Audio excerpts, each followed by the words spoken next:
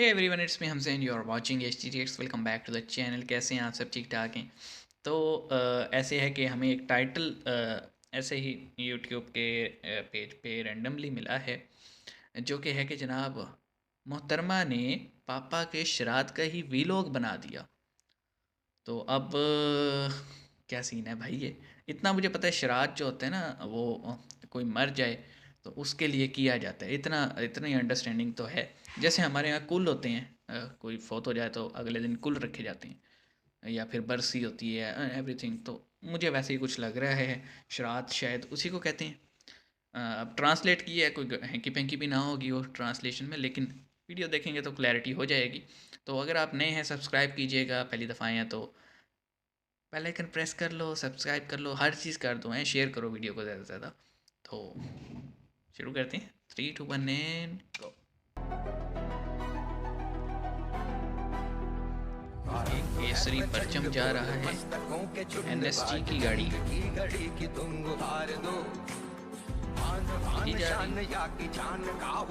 तो राम राम मेरे प्यारे भाइयों की हालचाल मजा में एक बार फिर से आप सबको स्वागत है अपने चैनल सैफरन पैट्रियट में। और मैं आपका भाई दुर्गेश लेकर आ चुका हूँ एक और नई वीडियो। और आज की अपनी इस वीडियो में आपको मिलाते हैं अपने देश के महान महान महान ब्लॉगर से, जिसकी वीडियो देखने के बाद आप लोग यही कहेंगे कि भगवान इनका भला करे। और हाँ, लास्ट में मोटा भाई की एक क्लिप यूज की है, तो उस क्लिप को पूरा अवश्य देखिएगा। ये थोड़ा सा अलग है बिकॉज आज मेरे पापा का श्राद्ध है, जो कि हम हर साल करते हैं। तो आज हम सिर्फ एक मील ही खा सकते हैं, जिसमें आप नमक और ऑयल एक बार खा सकते हो, बट आप बीच में मीठा खा सकते हो, कुछ भी पी सकते हो। और मैंने ब्रेकफास्ट में मंगाया था ये माचा ओट मील, बिकॉज मुझे बहुत सारा काम करना था तो एनर्जी चाहिए थी उसके लिए। By the way it's very yummy, मुझे बहुत अच्छा लगा। आई रेट दिस 8 आउट ऑफ 10। हम सिर्फ लंच ही कर सकते, एक ही मील खा सकते हैं। तो मैं साई के पास ये लंच लेकर गई थी, तो लेट्स यार हद ओपन होगी इट। और यार। मम्मी ने देखते क्या पैक किया है। मतलब और इसमें मम्मी ने बंदा पैक इतना किया था कैजुअल मेथी के कैसे हो पराठे और सकता है आलू अपने की बाप को सब्जी, लेके? मुझे बहुत पसंद है।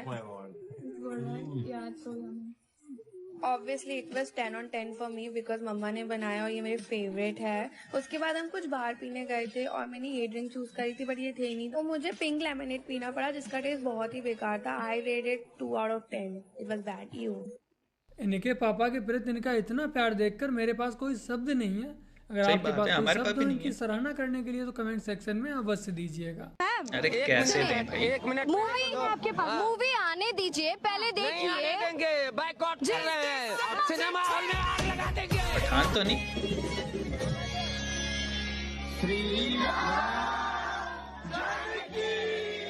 ये वायरल हुआ था, ये रीमिक्स अच्छा है इसका। थोड़ा स्लो है, वो बेस वाला वर्जन ज़्यादा अच्छा था। ये भी ठीक है।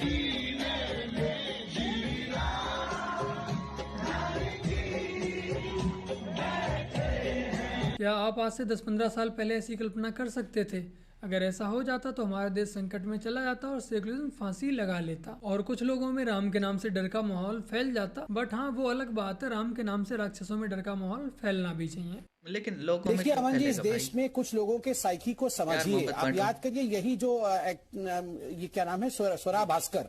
ये स्वरा भास्कर और कुछ जो एक्ट्रेस और एक्टर हैं, डिबेट खराब होती है, नाम मत कथित रूप से लीजिए। सेक्युलर कहलाते हैं। डिबेट खराब होती है। ये वायरस नहीं, नाम मत लीजिए, डिबेट चलिए, खराब होती है। वो जो इतना चुभने लगा हूँ सबको, लिखा पता नहीं क्या हुआ बुरा है। तो नहीं हूँ जानी, तुम जितना बताते हो मेरे बारे में, इतना बुरा तो नहीं हूँ। इतना बुरा तो नहीं हूँ। अमन भाई ने तो फ्री में ही 16 दीदी की छिछलेदार बेइज्जती कर दी। मान्यवर, ठीक है भाई।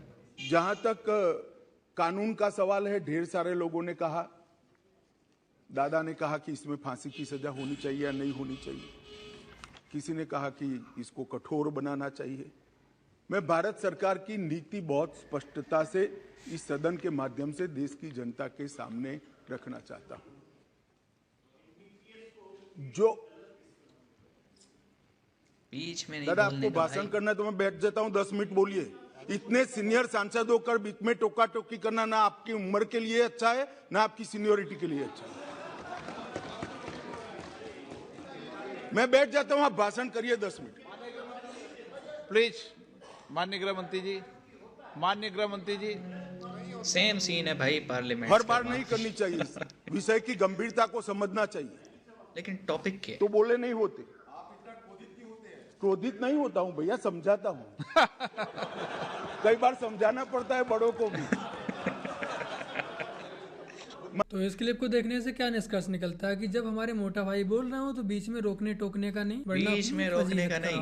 राधे भक्तों, आज मैं आप सबसे एक प्रश्न पूछना चाहता हूं। आप ही मुझे बताइएगा, क्या वृंदावन में आप लोगों का केवल वीडियो बनाकर फेमस होना, दुनिया भर की रील बनाना, क्या केवल यही लक्ष्य है, या वृंदावन को स्वच्छ बनाना, श्री यमुना जल को साफ करना भी आपका लक्ष्य है?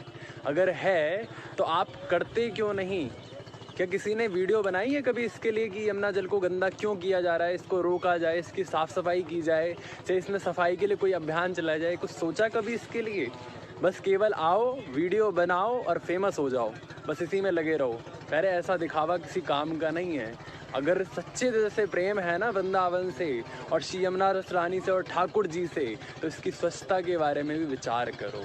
अगर मेरी बात उचित है तो कमेंट बॉक्स में रिप्लाई जरूर कीजिएगा। जय श्री राम। सफाई तो रखनी चाहिए। इस वीडियो को शेयर अवश्य कर दीजिएगा, भाई ने बहुत ही सही बात बोली है। भैया सूर्य की किरणों में कितने रंग होते हैं? 7 होते हैं ना। दीप की ओर पढ़ा होगा। अब सूर्य के मंदिर में जाके देखिए कितने घोड़े हैं सूर्य के? 7 ही है ना।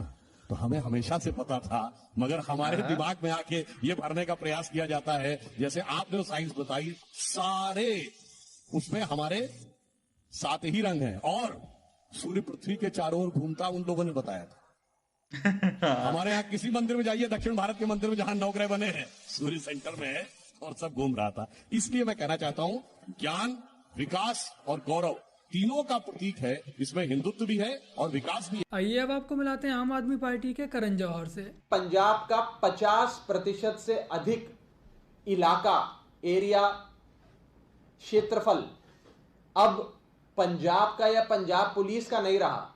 वहां पे लॉ एंड ऑर्डर से लेकर, अरेस्ट से लेकर, सर्च एंड सीजर से लेकर हर चीज अब भारतीय जनता पार्टी और नरेंद्र मोदी जी की सरकार खुद करेगी और बॉर्डर सिक्योरिटी फोर्स जो नरेंद्र मोदी जी की पुलिस है वो करेगी। हमने सीमा सुरक्षा बल, एसएसबी, असम राइफल, ये तीनों को केस करने के अधिकार दे दिए गए हैं, क्योंकि कहते हैं भाई सीमा भारत की मिलिट्री पुलिस जिम्मेदारी है, भारत सरकार की जिम्मेदारी है, निगरानी नहीं रखते, ड्रग वहां से आ रही है। और जब बीएसएफ को अधिकार देते हैं तो कहते हैं राज्यों के अधिकार ले लिए, तो बीएसएफ वहां क्या करेगी भाई? हर चीज पे बताइए मुझे, पॉलिटिक्स करनी होती है बस कुछ लोगों मान्यवर, ऐसा मसला नहीं है। और बीएसएफ कौन सी फॉरेन एजेंसी है? मुल्क की हमारे देश के दुश्मन ड्रग भेज रहे हैं, बीएसएफ वाले पकड़ेंगे, केस करने का अधिकार नहीं है। एसएसबी वाले पकड़ेंगे, केस करने का अधिकार नहीं है।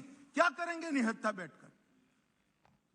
जो लोग इसको पॉलिटिकल इश्यू बना रहे हैं वो ड्रग के कारोबार का समर्थन कर रहे हैं। सही बात है। एजेंसियां निहत्ती होकर काम नहीं कर सकती मान्यवर, एजेंसियों को अधिकार देना पड़ेगा। और मेरा स्पष्ट मानना है कि एजेंसियों को अधिकार देना चाहिए। हमारी एजेंसियों पर, देश की एजेंसियों पर, देश का संसद को अगर भरोसा नहीं है तो किस हिम्मत से वो काम करें? जी जी जी जी फर्स्ट टाइम थे हम इनके चैनल पे और काफ़ी सही है यार, मज़ेदार था। मतलब एक चीज़ तो क्लियर है यार, मतलब जैसे लास्ट क्लिप था ना अभी ताज़ा अभी हमने देखा है कि कोई अच्छा काम हो रहा हो ना, और ख़ास तौर पे मुजरिमों के ख़िलाफ़ कुछ हो रहा हो, और अगर कोई पॉलिटिकल पार्टी उस पे चर्चा करे या उस पे डिस्कशन करे कि नहीं यार ये काम तो सिविलियन इदारे का है, ये आप एजेंसी को क्यों दे रही हैं, आप समझ जाओ कि उस पूरे कांड के पीछे, यानी वो जो हो रहा है गलत काम, उसमें वो पार्टी सपोर्ट है या उसके जो बंदे हैं वो सपोर्ट करते हैं। ये क्लियर हो जाता है। जहाँ तक बात रही, इन्होंने क्लिप दिखाया था, वो एक कॉलेज का कंसर्ट था जिसमें वो सॉन्ग चल रहा था राम जी वाला। तो भैया देखो, आपने फिर बात की कि अगर ये 7-10 साल पहले हो जाता तो डर जाते लोग। देखो कोई किसी से नहीं डरेगा। द थिंग इज़, डरते वो लोग हैं जिनकी दुकानें ख़राब होती। देखो मैं सीधा कह रहा हूँ ना कि कुछ उलमा, कुछ ऐसे ऑर्गेनाइजेशंस होती हैं जो दूसरे रिलीजन को हमेशा ही गलत दिखाती हैं, और उस वजह से लोग उसको देखते नहीं हैं, अवेयरनेस नहीं लेते, पढ़ते नहीं हैं। अगर लोग खुद पढ़ लें उनकी किताब पढ़ लें या उनकी कुछ वीडियोस देख लें, उन्होंने पता लगे कि यार ये भी अमन का ही पैगाम देता है, तो क्या होगा कि वो जो मदरसे हैं या फिर वो जो ऑर्गेनाइजेशंस हैं, उनकी तो दुकान बंद हो जाएगी नफ़रत फैलाने की। तो हमें हमेशा पॉजिटिव पैगाम देना चाहिए। म्यूचुअल हारमनी, सभी सभी लोग इंसान हैं, सभी जो है ना, आपकी कंट्री में जितने लोग रह रहे हैं वो इंडियंस ही हैं सब, और हमारे मुल्क में जितने रह रहे हैं वो सब हम उन्हें पाकिस्तानी कहेंगे।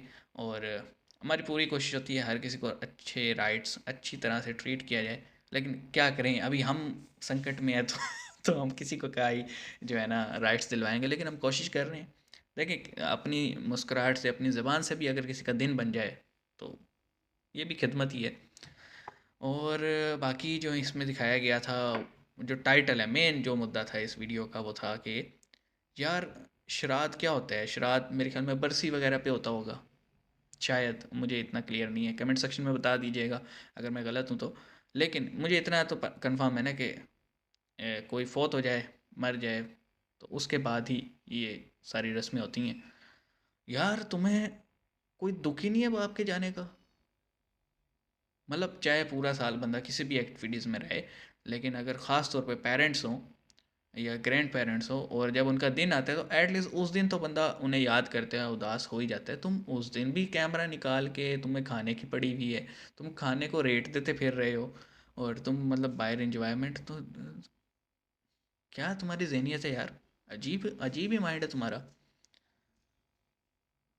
मैं तो हैरान हूँ सीरियसली, ये बड़ा मेरे लिए शॉकिंग सा क्लिप था। तो आप बताइएगा आपको ये वीडियो कैसा लगा और इनके चैनल पे से मवाद कैसा लगा। हम मज़ीद इस चैनल को एक्सप्लोर करेंगे, हमें थोड़ा अच्छा लगे। तो मिलते हैं नेक्स्ट वीडियो में, अपने ख्याल रखिएगा। सी यू गाइस।